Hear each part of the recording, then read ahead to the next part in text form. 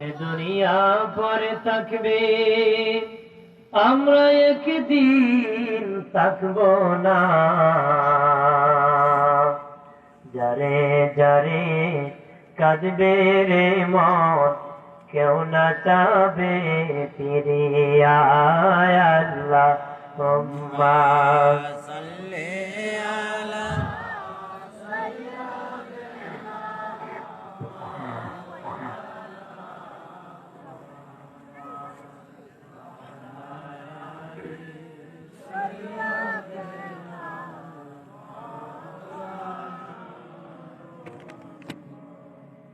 পশ্চিম পাড়া জামে মসজিদ উন্নয়ন সুন্নি যুব সংঘের উদ্যোগে প্রথম বার্ষিক সুন্নি মহাসম্মেলনে 14 জন সভাপতি জনাব সৈয়দ মঈনুল হক আরিফ সাহিব, চেয়ারম্যান 4 নং পৌর ইউপি, সভাপতি মোহাম্মদ মানিক মিয়া সাহেব, বিশিষ্ট মুরব্বী পশ্চিম পাড়া আব্দুল হাকিম সাহেব, শওকত আলী সাহেব, কুতুবুদ্দিন সাহেব, জব্বু মিয়া সাহেব, মনিরুজ্জামান মনি সাহেব, আনসার আলী সাহেব, হাসান আলী সাহেব, আব্দুল মজিদ সাহেব, আব্দুল আলী সাহেব, জব্বু মিয়া সাহেব, শাহজাহান সাহেব, নায়েব আলী সাহেব, আবু মিয়া সাহেব। আরো আজকে যিনি বিশেষ অতিথি আমার পূর্বে বয়ান করেছেন, বিশিষ্ট আলেম দ্বীন ইসলামী চিন্তাবিদ হুজুর আল্লাহ মৌলানা মোহাম্মদ আব্দুল হালিম সাহেব, খতিব TNT জামে মসজিদ হবিগঞ্জ, প্রধান বক্তা হাফেজ মোহাম্মদ বিল্লাল মিয়া সাহেব, ইমাম পয়েন্টেগানা মসজিদ পাঁচবাড়িয়া, বিশেষ বক্তা হাফেজ মোহাম্মদ হাবিবুর রহমান দুলাল সাহেব, খতিব পশ্চিম পাড়া জামে মসজিদ। আরো অনেকের নাম আছে, সকলকে শ্রদ্ধার সাথে স্মরণ করে যাচ্ছি। উপস্থিত আছেন অত্র এলাকার মুরব্বী বাবাজিরা, যুবক বন্ধুরা। আল্লাহ পাকের শুকর যে আল্লাহ আমাদেরকে মুসলমান করেছেন। আমরা গর্বের সাথে বলতে পারি আমি একজন মুসলিম। আমরা বলি আলহামদুলিল্লাহ, জোরে বলি আলহামদুলিল্লাহ। প্রশংসার মালিক কে? বলেন, বসিয়া লাভ হইছে না লস হইছে? দুনিয়াতে যে যে কাজ করে উদ্দেশ্য থাকে কি? জোরে বল, লাভ। ক্ষতি যেখানে কেউ সেখানে যায়, লাভ যেখানে সবাই সেখানে। ক্ষতি যেখানে হয় সেখানে কেউ যেতে চায় না। আজকে যে বসছেন, ক্ষতির কোনো কারণ আছে? জোরে বলেন, কারণ আছে? লাভ আর লাভ। দুনিয়ার মানুষ লাভ বুঝলো, লস বুঝে নাই, কিন্তু লস হয়ে যায়। আজকে এখানে লসের কোনো কারণ, এটা লাভ। কঠিন বিচারের দিন সেই লাভ বড় কাজে আসবে। সেদিন কেউ কারো উপকারে আসবে না, সেদিন সেই লাভ উপকারে আসবে।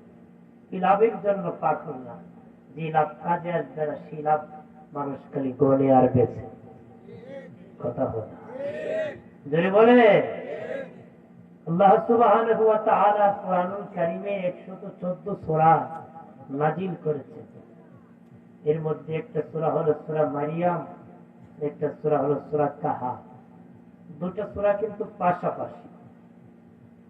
একটার মধ্যে হলো না খায়া বাঁচার ইতিহাস, মানে উল্টা, খায়া বাঁচি এটা আল্লাহর কুদরত, তো না খেয়ে বাঁচি এটা আল্লাহর কি?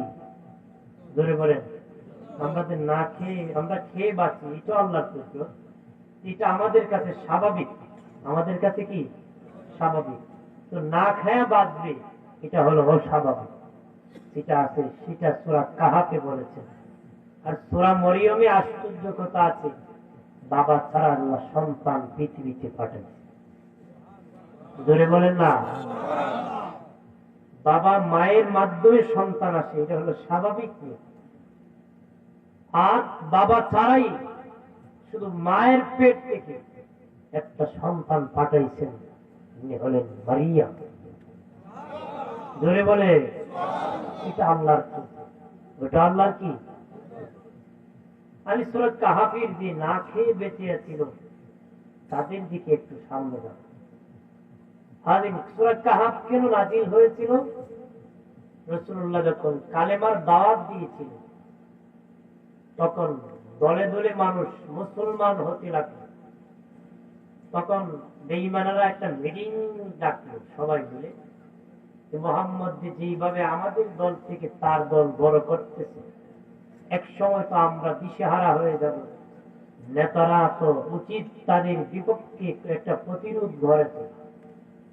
যেদিকে যায় সেদিকে হেরে যায়, তাহলে সবাই মিলে তো একটা প্রতিরোধ গড়ে ওঠানো দরকার, তোলা দরকার। মিটিং করলো কি করা যায়, মক্কায় তো বড় পণ্ডিত আলেম নাই, মদিনায় বড় আলেম আছে, আমাদের কিছু চালাক দুজনকে মক্কায় মদিনায় পাঠাইয়া দাও, কয়েকটা প্রশ্ন জেনে আনবে কিভাবে মোহাম্মদকে আটকানো যায়। নাউজুবিল্লাহ বলেন। কারে আটকাইব? নবীজি আমাদের নবীকে আটকাবে, তাদের ভাষা তারা কয় মোহাম্মদ, আমরা তো মুহাম্মাদুর রাসূলুল্লাহ সাল্লাল্লাহু আলাইহি ওয়াসাল্লাম। বাবাজি মক্কা থেকে চালাক দুটো লোক কাফেরে গেল মদিনায়। তখন আলোচনা করল কিভাবে মোহাম্মদকে আটকানো যায়। সে কালেমার দাওয়াত দিতে দিতে দল বড় করতেছে। তখন তারা বলল আমরা 3টা প্রশ্ন শিখিয়ে দিব, যদি প্রশ্ন উত্তর দিতে পারে সে নবী, না দিতে পারলে নবী না। 3টা প্রশ্ন। কয়টা? চালাক দুটার একটু শিখে দিছে। কয় প্রথম প্রশ্ন করবে রুহু কি, দ্বিতীয় প্রশ্ন করবে যে অতীক যুগের 7-6 জন যুবক কালেমা পরে মুসলমান হয়েছিল, তাদের কাছে কোনো নবীও যায় নাই, রাসূলও যায় নাই, কোনো আলেমও যায় নাই, তারা নিজে নিজে বুঝিয়া কালেমা পরে মুসলমান হয়েছিল, এই তাদের ইতিহাস। 3 নম্বর বলেছে একজন ওলির ইতিহাস, যিনি এক দেশ বিজয় করে আরেক দেশ বিজয় করেছে, পূর্ব পশ্চিম উত্তর দক্ষিণ চতুর্দিকে একজন আল্লাহর ওলি হয়ে গোটা দুনিয়া বিজয় করেছিলেন, এই রাষ্ট্রপ্রধানের ইতিহাস। তার ইতিহাস, ওই রাষ্ট্রপ্রধানের 3 প্রশ্ন। চালাক দুইটায় কয় এই প্রশ্ন। মক্কার কাফেররা খুশি হতো, মোহাম্মদ জীবনও পারতো না, আমরা ফুল মার পারতাম, কি হইতো না। এরকম মোহাম্মদের সবাই মিলে ধরো যে যদি 3টা প্রশ্ন উত্তর দিতে পারে আমরা কালেমা পড়ে মুসলমান হইব, এটাই মুগা। এরকম ভাবে অনেক কাফেররা প্রতারণা করতো। হ্যাঁ কত মোহাম্মদ তুমি দেখাইতে পারো কালেমা? আবু জাহেল বহুদিন দেখেছে, কি না, তারপরে কালেমা পড়ে না, কারণ ইচ্ছে ছিল আটকাবে, তাহলে আটকাবে। আবু জাহেল একদিন হাতের ভিতর পাথর নিয়ে বলে মোহাম্মদ আমার হাতের মুঠির ভিতরে কি আছে যদি তুমি বলে দিতে পারো রে, আমি কালেমা পড়ে মুসলমান হয়ে যাব। নবী বলেন চাচা আমি নয়, তোমার হাতের ভিতরটা যদি বলে যে তুমি কালেমা পড়বানি রে, সুবহানাল্লাহ, আমি না, তোমার হাতের ভিতরে দুইটা যদি কয় আরো ভালো হয়। হাতের ভিতরের পাথর বলে দিচ্ছে লা ইলাহা ইল্লাল্লাহ মুহাম্মাদুর।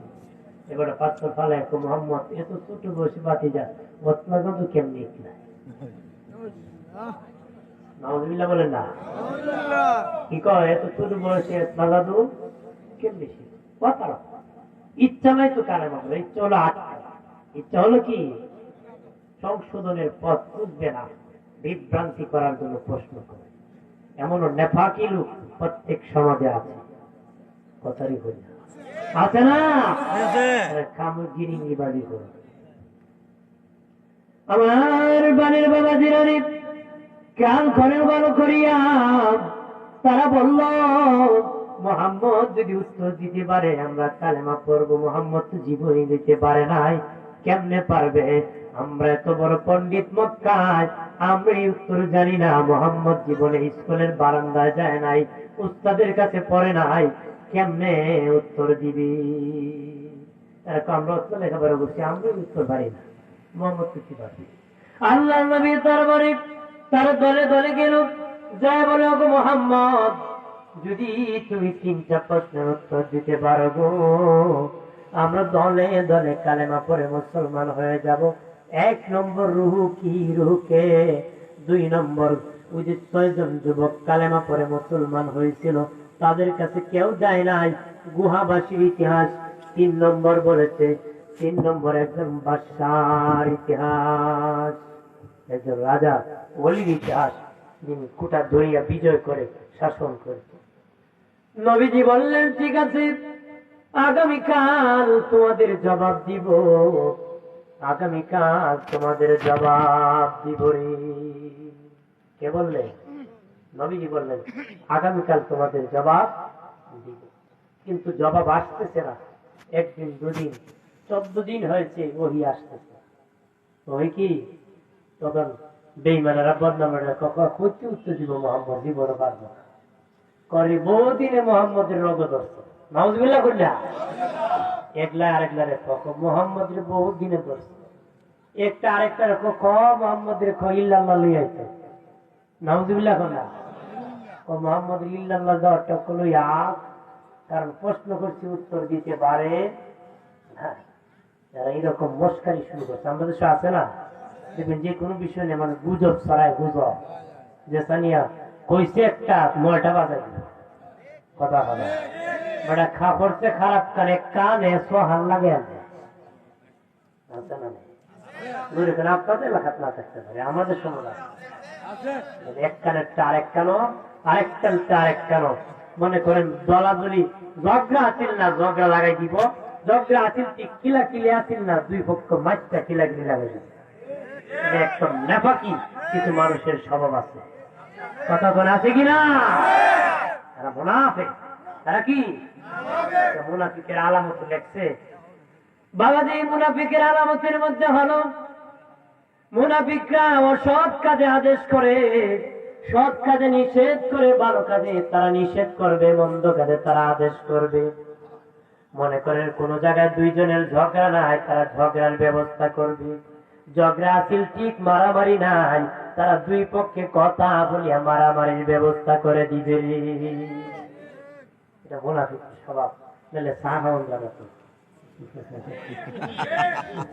কথা বলা তুই বেড়ে লাগাইলে তুই দুই হলে আমাদের আসবো, ও ভাই চা আমার খান দেখে দিও দিব বেটা কথা বলা। ইন্ডিও খাওয়ান যায়, হেমদেও খাওয়ান যায়, মাঝখানে একলা করলে আরো বাড়াই দেবো ইন্ডিও খাওয়ান। কথা বলা রাগ করবেন না, তা দূরে কোন রাগ করবা আমার বানের বাবাজি, রাগ করিও না রে, গুসা করিও না।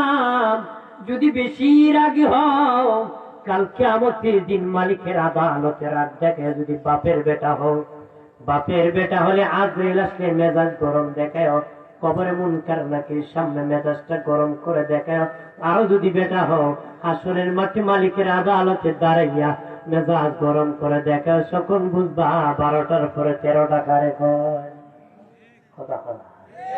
এই দিন রাগ দেখানোর কাজ হবে। রাগ সমাজ স্বাভাবিকভাবে মানুষ বলে রেগে গেলে তো হেরে গেল, রেগে গেলেন তো রাগ করা যাবে, রাগ করা যাবে, রাগ করিয়েন না। গরম বাতি বিলাই বেজার, হক কথা হাম্মক বেজার। আমি আজকে কই দিই গরম ভাত দেখলে মুসলমানে বিলাই, সত্য কথা শুনে এক শ্রেণী মুসলমান মারে মুসলমান, কারণ সত্যরে পছন্দ করে না। এটা আবু জাহেলের ভাই, এটা কার ভাই? আবু জাহেল জানতো মোহাম্মদ সত্য, তারপরে মানত না, কারণ সত্যকে পছন্দ করতো না, মিথ্যাকে লালন করত।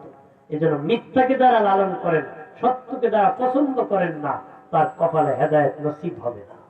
এই জন্য আবু জাহেলের কপালে হেদায়েত আছে। আবু জাহেলের কপালে কি এ জানতো, কইছিল আব্দুল্লাহ বেটা মোহাম্মদের দরবেশী। কেমনে বেশি জানেন আপনার কোন? আবু জাহেল একবার বিয়ের দাওয়াত পেয়েছিল। কে দেওয়া? বিয়ে গেলে কিছু দেওয়া লাগে না? হ্যাঁ, মানে হিসাব করে খরচ 4 লাখ 5 6 লাখ এরকম হিসাব করে এখন আয়োজন করে মানুষ। কিছু তো কিছু দিতে হয়। আবু জাহেলকে কি দিব? দিলাম এক ভগবান একটা মূর্তির তুলি তুলি যা রং টং করে খান্দে উঠে এনে দিচ্ছে বিয়ে বাড়ি যাই। মদ্যকান ধরছে প্রস্রাবে, কিসে ধরছে? প্রস্তাবে ধরছে। ভগবান খাদে নিয়ে প্রস্তাব করা বিয়া দিবি না, কি করছে? একটা গাছের গোড়া এবারে হেলান দিয়ে দাঁড় করে এবার সামনে গিয়ে প্রস্তাব করছে। কুত্তা আবার দেখলাম রাস্তা দিয়ে গেলে উঁচা দেখলি মারানি তো তুলবার। এই এক কুকুর যাচ্ছে দেখে উঁচা কি মা আবু জাহেল প্রস্তাব করি সামনে আওয়াজ হয় কি কি আইসা উঠে দেখে গোসল করে নি। তখন তার এই ভগবানকে কাঁদিনি একটা কথা বলেছে, তোর কি কুত্তা দাঁড়ানোর ক্ষমতা নাই? তাহলে কি আব্দুল্লাহর বেটা মোহাম্মদের ধর্মে